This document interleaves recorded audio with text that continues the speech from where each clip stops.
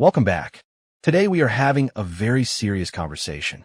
We often talk about the Australian dream, owning a home, building a portfolio, and securing your retirement through bricks and mortar. But here's the brutal truth that real estate agents won't tell you at those fancy weekend auctions. Not all property is an asset. In fact, some properties are liabilities masquerading as investments. They are wealth destroyers. Today, based on some harrowing case studies and market data I've been reviewing, we're going to dissect the 4 worst types of investment properties in Australia. These are the ones you need to run, not walk, away from. We're going to look at the glossy brochures versus the gritty reality. The first trap, the high-density CBD apartment. Let's start with the most common trap, high-density apartments. You know the ones. They're usually right in the CBD or in those massive development corridors.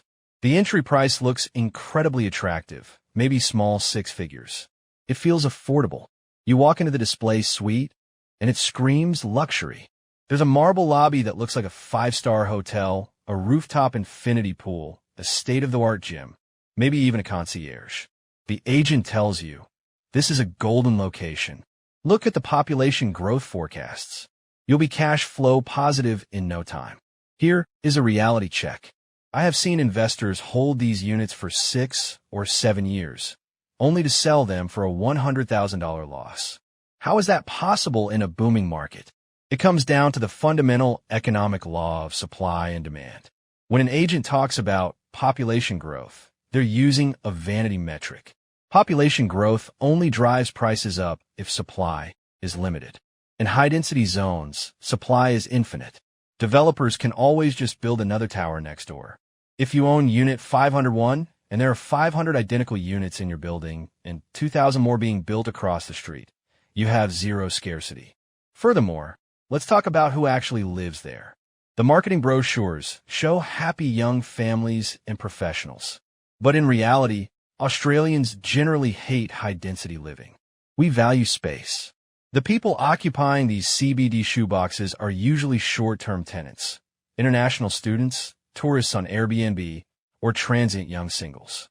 They aren't the long-term, stable tenants who treat the home as their own. This means high vacancy rates and constant turnover costs. And then there's the silent killer, Strata fees, which is the body corporate fees.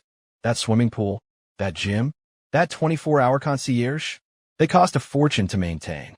I've seen Strata levies start low to lure buyers in, and then skyrocket in year 2 or 3, completely eating up your rental income. You think you have positive cash flow, but suddenly you're paying $8,000 or $10,000 a year just to keep the elevators running. And God forbid you buy into a building with structural defects, which, let's be honest, has been a plague in the Australian construction industry recently. If you get hit with a special levy for cladding or cracking, you aren't just losing yield, you're facing financial ruin. Key takeaway: don't confuse a busy location with a profitable location. If the sky is filled with cranes, your capital growth is likely capped. The second trap, off the plan. Moving on to number 2. This is one that breaks my heart because it often traps hopeful first-home buyers and investors trying to get a foot in the door. I'm talking about off-the-plan properties, whether that's apartments, townhouses, or those mass-produced house and land packages. Buying off the plan is essentially buying a promise. You're signing a contract for something that doesn't exist yet. And in the current economic climate, that promise is often broken. The biggest risk right now? Completion risk. We're seeing developers collapsing left and right due to rising material costs and labor shortages. If your developer goes bust, you're left with a half-built skeleton or a dirt patch. Even if they are reputable, the red tape can be a nightmare. Let me share a specific case study that's unfolding right now in Sydney Southwest. Back in 2020, a developer sold over 100 house and land, lots off the plan. It's now 4 years later. The buyers still haven't settled. Why? Because Sydney Water hasn't completed the drainage connections yet. Think about the misery of those buyers. They paid deposits 4 years ago. Their money has been dead, earning nothing, while the rest of the property market has moved on. The developer is bleeding cash, paying $2 million a year in interest, but the buyers are the real victims. Even if the land settles tomorrow, the cost to actually build the house has probably risen by 30% or 40% since 2020. They are walking into a financial disaster. But let's say the building does get finished on time. You still have the issue of the developer premium. When you buy off the plan, the price includes the developer's marketing costs, their risk margin, and their profit, usually baked in at around 20%. Essentially, you're paying tomorrow's price today. This is why we see settlement risk. You sign a contract for $800,000.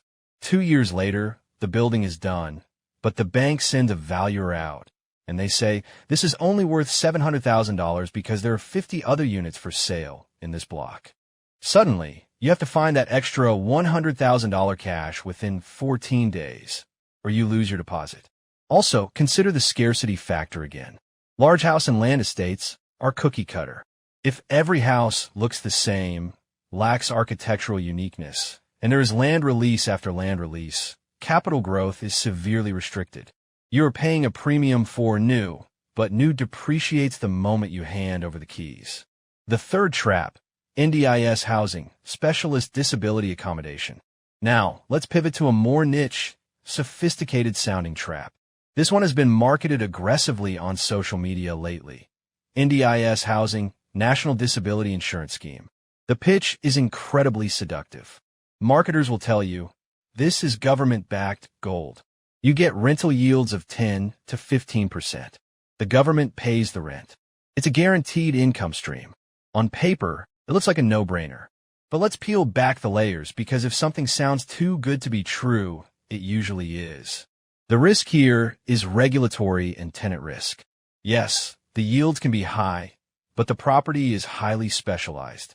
These homes are modified for people with significant disabilities, extra wide corridors, reinforced bathrooms, ramps, specialized hoists.